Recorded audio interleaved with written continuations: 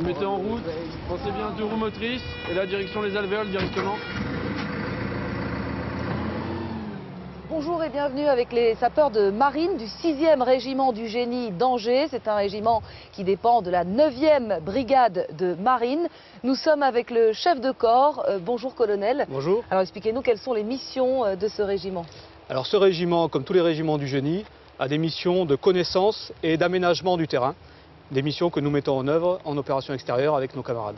Alors nous sommes ici sur un terrain très spécifique. Expliquez-nous où nous sommes ici. Alors nous sommes sur un terrain d'instruction du régiment qui est très proche du quartier du régiment où nous avons recréé une FOB, c'est-à-dire un endroit protégé tel qu'on peut en trouver en Afghanistan et où nous entraînons à mettre en œuvre les savoir-faire nécessaires à l'établissement de ces FOB. Alors on va se rendre justement en Afghanistan pour suivre le service de santé des armées présent aux côtés des forces. Reportage.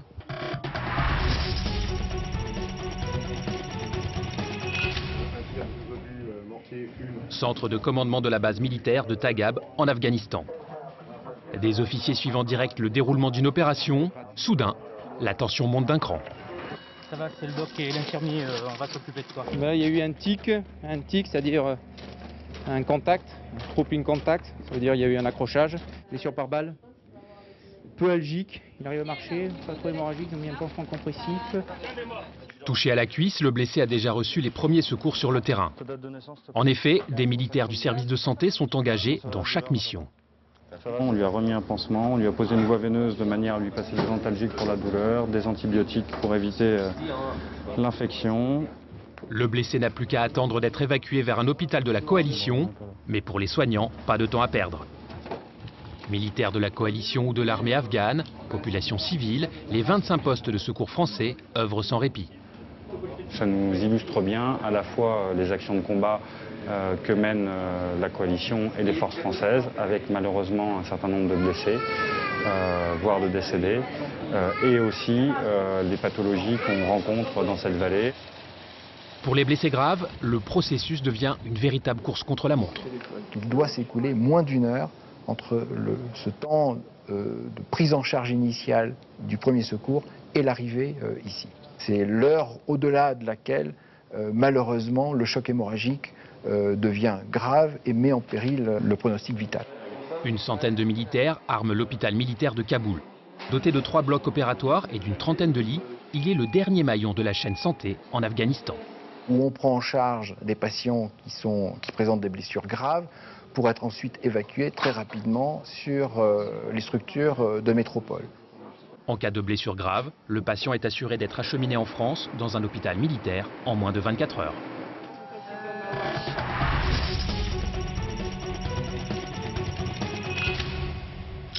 Doublette, apprentissage doublette. Venez par ici, on va en rajouter maintenant. On va voir le drill d'urgence. Alors vous assistez à une séance d'instruction sur le tir de combat ISTC, un tir au pistolet automatique à une très courte distance, 5, 7 et 10 mètres. Alors quand les gens sont au contact, eh bien, ils utilisent les techniques d'intervention opérationnelle rapprochée. Regardez.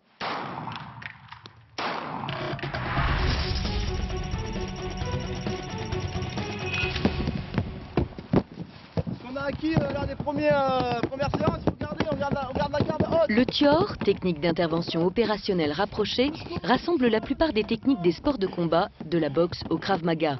En maîtrisant le TIOR, les militaires peuvent neutraliser un adversaire par des moyens adaptés.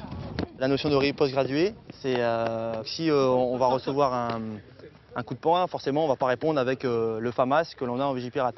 Si on reçoit un coup de poing, on va pouvoir répondre avec le BDT, le bâton de défense télescopique. Il y a différentes zones à frapper, on va privilégier les zones vertes à frapper, là on va pouvoir frapper plus fort. Donc les zones vertes, c'est tout ce qui est membres. Voilà. Après il y a la zone orange, tout ce qui est partie génitale et le dos. Donc là on va frapper modérément. Et bien sûr la tête c'est interdit. Coups d'arrêt, mise au sol et immobilisation sont utiles pour différentes missions. Le TIOR est utile pour Vigipirate, pour maîtriser un individu qui serait agressif à notre rencontre. Mais aussi en opération extérieure, par exemple en Côte d'Ivoire, où régulièrement il y a des contrôles de foule à faire aux côtés de la gendarmerie mobile. Quand on est engagé sur par exemple une mission de type Vigipirate, il se peut que les forces de l'ordre nous donnent les photos d'un individu qui aurait commis des des forfaits dans la gare, des vols à l'arraché ou quoi que ce soit. Et du coup, si on reconnaît la personne, on contrôle son identité. Code rouge.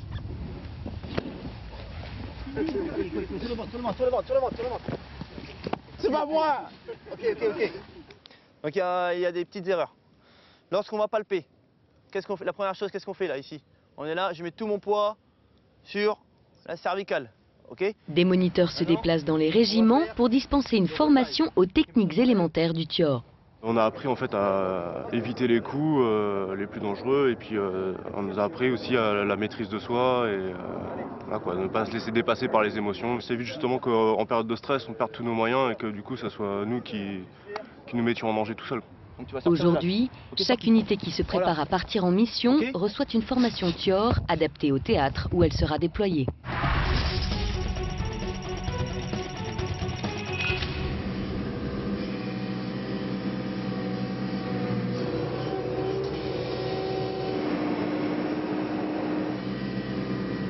Voici un autre aspect de la formation. Pour assurer ses missions, le régiment forme ses propres conducteurs d'engins.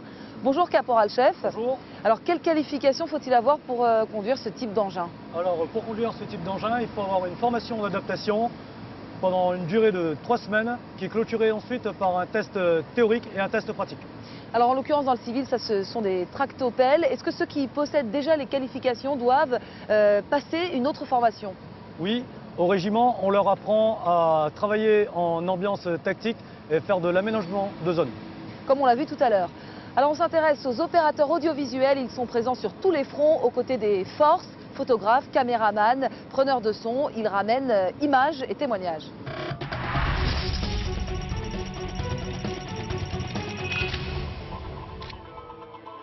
L'appareil photo dans une main, le FAMAS dans l'autre, les photographes du ministère de la Défense couvrent toutes les opérations. À leur côté, d'autres opérateurs audiovisuels militaires, caméramans et officiers images, ont pour mission de rapporter un témoignage de l'engagement des forces françaises. Certains de ces soldats de l'image font partie de l'ECPAD, l'établissement de communication et de production audiovisuelle de la Défense. L'objectif de cette production audiovisuelle, qui est donc conduite par les équipes de l'ECPAD, est toujours de fournir des outils à l'appui de la connaissance, de la communication du monde de la défense. Donc on est militaire, donc il faut prendre deux aspects en compte, le côté journalistique, donc sur la forme, et ensuite tout le côté militaire, puisqu'on doit respecter un code. La spécificité de cette double fonction fait que domaine militaire, ça me permet d'avoir les notions de terrain, rusticité, technique, vocabulaire. Ça facilite les choses quand on va auprès des unités de combat ou d'autres unités.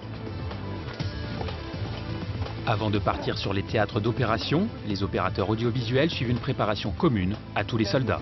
Une fois déployés au sein d'une unité, ils témoignent par l'image des actions menées par les militaires. On va sur les théâtres dans des coins où pas forcément les journalistes ne peuvent aller en tout cas avec l'appui de l'armée française. Ils peuvent y aller en indépendant, hein, j'imagine. Donc on a ce côté-là, on a ce côté exclusivité de l'image.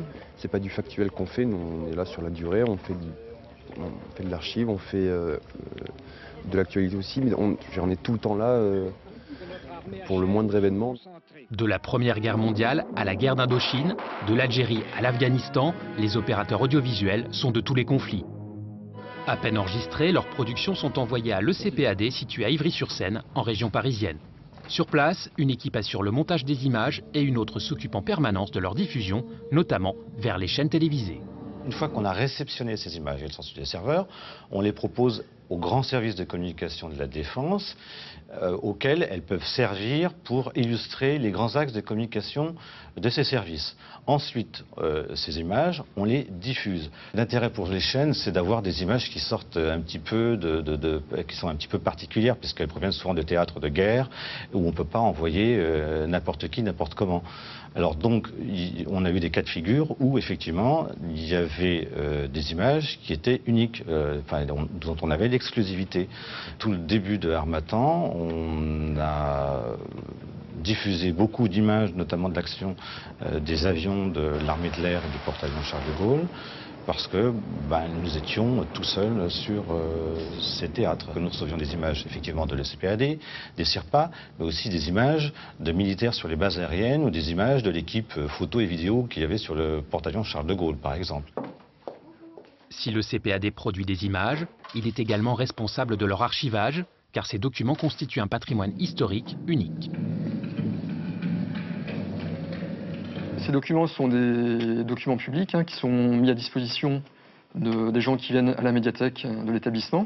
Nos documents les plus anciens sur 14-18, par exemple, constituent vraiment une mine d'informations pour le public, pour les chercheurs. On est dans l'actualité, donc on voit des choses tout de suite, ça nous permet de communiquer dessus. Et en plus d'être un témoin, je pense que pour le devoir de mémoire, c'est très important. Les images tournées par la trentaine d'opérateurs audiovisuels de l'ECPAD sont aussi un moyen de faire un retour d'expérience après les opérations. Pour construire ce pur sang.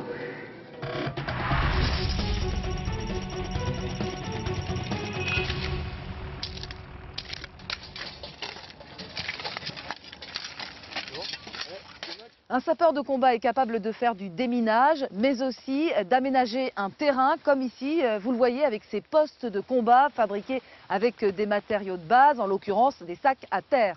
Alors ces hommes, avant de devenir sapeurs, ont tous suivi une formation pour les militaires du rang de l'armée de terre. Reportage à Coët-Quidan.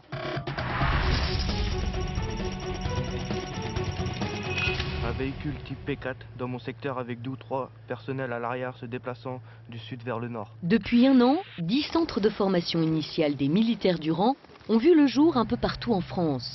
À Saint-Cyr-Coët-Quidan, ce sont plus de 120 jeunes âgés de 18 à 24 ans qui viennent se former au métier de l'armée de terre. Le premier mot qui sort de la bouche de nos jeunes, c'est l'aventure.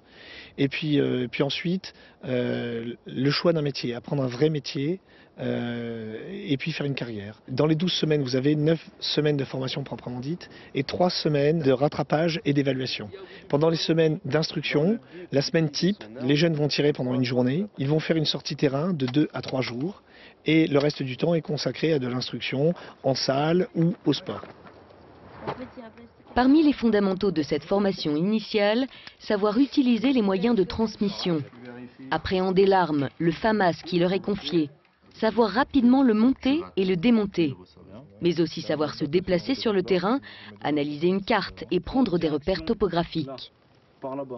Autre terrain d'apprentissage, gérer son stress et développer ses meilleurs réflexes lors d'exercices de répétition en cas d'alerte nucléaire, biologique ou chimique. Plus on avance dans les semaines et plus on voit vraiment le cœur du métier et plus soit on s'accroche, soit on voit que c'est pas fait pour nous. Pour moi, personnellement, ça me plaît. Rien ou presque n'arrive à entamer la motivation de ces jeunes. Je voulais faire ça depuis l'âge de mes 10-11 ans, le jour de mes 19 ans. Là, je suis allé au CIRFA et j'ai foncé. Maintenant, je me retrouve ici, content. Ils ont montré leur envie de venir chez nous. Donc nous, la moindre des choses qu'on peut faire pour eux, c'est les accueillir et les guider tout au long de leur formation et en tenant compte justement de cette envie de départ et leur donner un maximum de chances d'y arriver. Il n'y a pas d'heure pour progresser. De jour comme de nuit ici, les jeunes engagés volontaires apprennent à monter un bivouac tactique ou encore à ne jamais se séparer de leur arme. Une fois toutes ces bases militaires acquises, ils devront ensuite se spécialiser.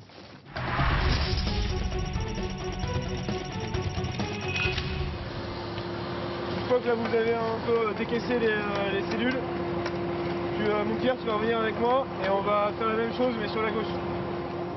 Ce que vous voyez là, c'est une manœuvre pour construire une chicane, une mesure de protection qui va forcer tout véhicule qui se présente à l'entrée de la base à ralentir. Ainsi se termine ce journal de la Défense. Merci au 6e RG de nous avoir accueillis à Angers. Très bonne suite de programme sur LCP.